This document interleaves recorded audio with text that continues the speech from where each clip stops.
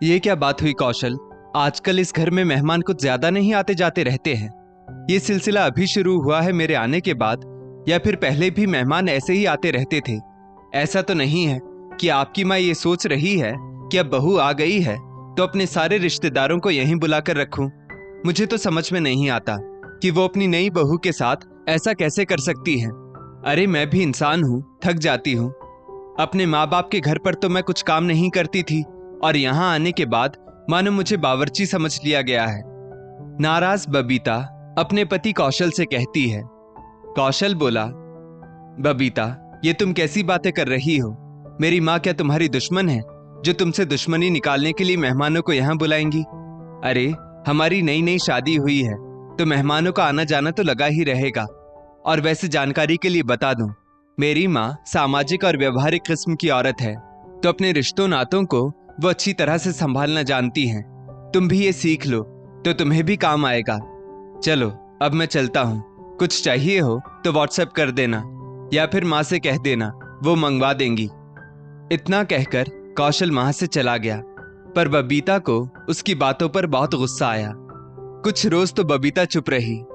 2-4 दिन बाद बबीता रसोई में बड़बड़ा रही थी। हे भगवान, इस घर का क्या होगा? सामान आता है और 2-4 दिन में ही खत्म हो जाता है, पर मेरे पति देव को तो इसकी चिंता ही नहीं, और ना ही माँ को चिंता है। तभी बबीता ने सुना कि उसका पति कौशल अपनी माँ को आवाज लगाता हुआ उनके कमरे में गया और बोला, माँ ये लीजिए मेरी इस महीने की तनख्वाह। इस महीने आपका हाथ खाली हो गया होगा ना? काफी मेहमान आए थे, पर कोई बात नहीं, आप ये रुपये रख लीजिए, काम आएंगे। इतना कहकर कौशल ने अपने पूरे महीने की तनख्वाह अपनी माँ कमला जी के हाथों में रख दी। कमला जी बोली, बेटा कुछ पैसे तो रख लो, बहू को दे दो, शायद उसे जरूरत हो। कौशल बोला, माँ उसकी सब जरूरत का सामान मैं पहले ही लाकर रख देता हूँ, और अगर उसे जरूरत पड़ेगी तो आपसे ले लेगी। और माँ आज नहीं तो कल वही तो ये सब संभालेगी, पर जब तक वो ये सब सीख ना जाए तब तक आप सब संभालिए। चलिए मैं फ्रेश होने जाता हूँ। इतना कहकर कौशल फ्रेश होने चला गया। इस बात से भी बबीता बहुत नाराज हुई, पर उसने अपने पति से कुछ नहीं कहा, और मायके जाने की ठान कर उसने अपनी माँ कल्याणी जी को फोन लगाया और बोली, माँ पापा को कहिए ड्राइवर को बोले कि अभी के अभी गाड़ी लेकर मेरे ससुराल आए, वरना मैं ट्रेन पकड़कर घर आती हूँ। कल्याणी जी बोली, क्या आखिर बात क्या है बेटा, इतनी नाराज क्यों हो? कुछ तो बताओ। बबीता गुस्से में बोली, मुझे कुछ नहीं बोलना अभी, और ना ही सुनना है। घर आकर बात करूंगी। आप बस ड्राइवर को गाड़ी लेकर भेज दीजिए तो मैं 1.5-2 घंटे में वहां पहुंच जाऊंगी। इतना कहकर उसने फोन रख दिया और ससुराल वालों के पास कुछ बहाना बनाकर मायके के लिए निकल गई। 2 घंटे बाद जैसे ही बबीता ने अपने मायके में कदम रखा तो शिकायतों का पिटारा खोल दिया। माँ आप हर बार मुझे ही क्यों समझाती हैं? इसीलिए मैं कहती थी कि ऐसे घर में मेरी शादी करना जहां शादी के बाद पति पत्नी अलग शहर में रहें या फिर अलग घर में ही रहें, पर नहीं, आप लोगों ने तो मुझे इस चिड़ियाघर जैसे घर में ब्याह दिया। बबीता कल्याणी जी से कहती है।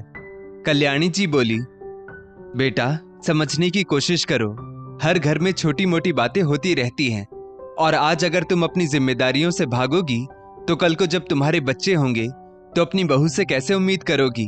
और ऐसा क्या हो गया कि तुम इतनी उखड़ी हुई हो? बबीता बोली, ये पूछो कि क्या नहीं हुआ। माँ आपने मुझे किस घर में भेज दिया? वहां मेरी कोई इज्जत ही नहीं है। सारा दिन नौकरानी की तरह रसोई में खड़ी रहती हूँ, किसी को भी मुझ पर दया नहीं आती है। कभी सास ससुर की रोटियां पकाओ, कभी देवरों के शौक, फिर ननद के कॉलेज से लौटने पर उसके लिए रोटियां बनाओ, और तो और आए दिन सासू माँ के रिश्तेदार भी आते रहते हैं, उनकी खातिरदारी भी मुझे ही करनी पड़ती है। फिर रोज गंदे कपड़ों के ढेर इकट्ठे हो जाते हैं, मुझे तो एक पल भी आराम नहीं मिलता, और आप मुझे ही ज्ञान देती है। अरे मेरी जिंदगी नर्क सी बन गई है। आपके दामाद कौशल बिस्तर पर बैठे बैठे ही सब कुछ चाहते हैं। जानती हो माँ, बीते दिन मुझे उन पर भी बहुत गुस्सा आया। कल्याणी जी बोली, पर क्यों, उन्होंने क्या किया? बबीता बोली, पूछो क्या नहीं किया। जब तनख्वाह देने की बारी आई तो आपके दामाद ने अपनी महीने की पूरी तनख्वाह सासू माँ के हाथ में रख दी, और मुझसे कहा कि मुझे जो कुछ भी चाहिए उसकी एक पर्ची बना लूं तो वो शाम को ड्यूटी से लौटते वक्त ले आएंगे। बताओ। दरअसल बबीता की नई नई शादी हुई थी और वो आज 1 महीने बाद अपने मायके आई थी। अपनी माँ के सामने बैठकर बबीता आंसू बहाते हुए अपने ससुराल की बुराई कर रही थी। बबीता की बातों को ध्यान से सुनने के बाद उसकी माँ कल्याणी जी ने थोड़ा सोचकर कहा, बबीता बेटा, तो तुम क्या चाहती हो? क्या तुम उनके साथ नहीं रहना चाहती? तुम बस तुम्हारे पति के साथ अलग रहना चाहती हो? और क्या दामाद जी भी यही चाहते हैं? अगर ऐसा है तो मैं तुम्हें 2 रास्ते बताती हूँ। एक तो तुम वहीं रहो और उन सब की सेवा करो क्योंकि वो परिवार भी अब तुम्हारा है, और दूसरा, तुम अपने पति को किसी किराए के मकान में ले जाओ। अगर वो तैयार हो तो वहां तुम्हें किसी का खाना पकाना नहीं पड़ेगा, किसी के कपड़े धोने नहीं पड़ेंगे और तुम्हारे पति की पूरी तनख्वाह भी तुम्हें ही मिलेगी। बबीता खुश हो गई तो कल्याणी जी बोली, इतनी जल्दी खुश मत हो, पहले पूरी बात सुन लो बेटा।